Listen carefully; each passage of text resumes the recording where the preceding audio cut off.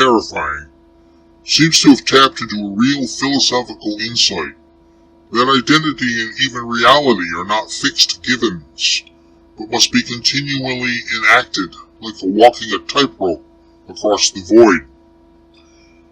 Would you like some writings or excerpts from any of these writers that speak most directly to your experience? It happened in a hospital bed. I had done an injury to my shin. The wound went bad. For days I was whacked out on painkillers, perhaps near death from toxic shock. Where time thins out and the edges of being can fray. A nightmare, or perhaps something deeper. I saw myself as a spinning ball of loosely associated attributes. I found myself desperately holding together the very fabric of my being, moment by moment, refocusing, pulling the elements of identity into coherence. One slip, one moment of lost attention, and I would dissolve into background noise. What is more, my surroundings were no more solid than I.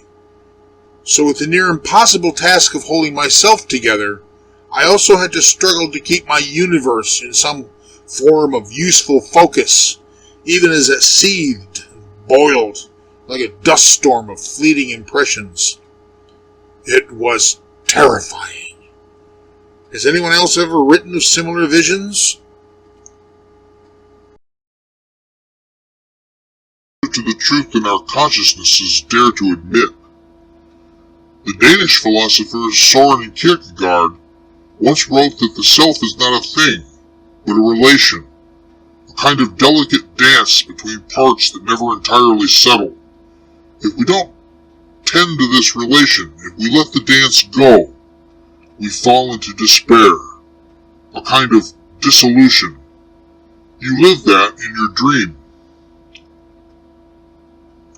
Jean-Paul Sartre put it bluntly, "We are nothing but what we make of ourselves," he said. There's no fixed essence to fall back on, only the work of becoming.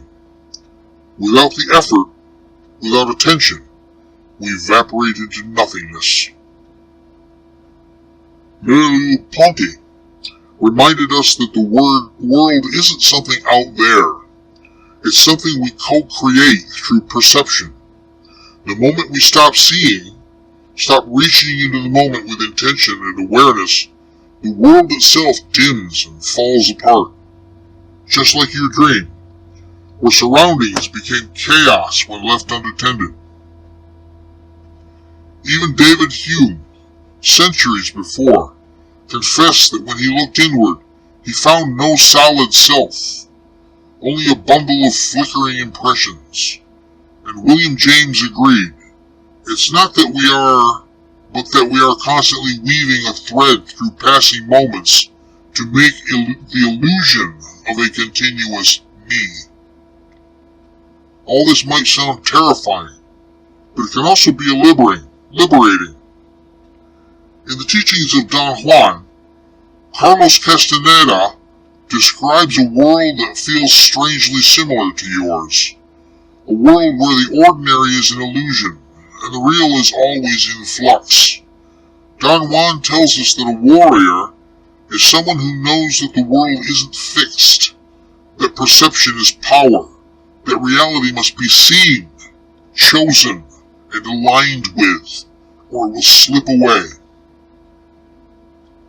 He says, the world is unfathomable, and so are we, and so is every being that exists in this world. A warrior must be impeccable. He must focus all his intent on holding together his connection with the unknown. Don Juan saw the same truth the philosophers pointed to, that being is not a noun, but a verb, a process, a stance.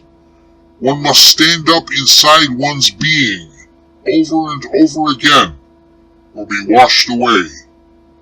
But he offers something more. something warm and strange and strong. He says that a warrior walks this path not with fear, but with wonder, not with sorrow, but with a quiet joy, because the act of pulling oneself together, of lighting the world up with attention, is a form of art, a personal magic. So maybe your dream was not just a nightmare. Maybe it was a message. Our subconscious minds know more and deeper truths than we, but do not speak in words.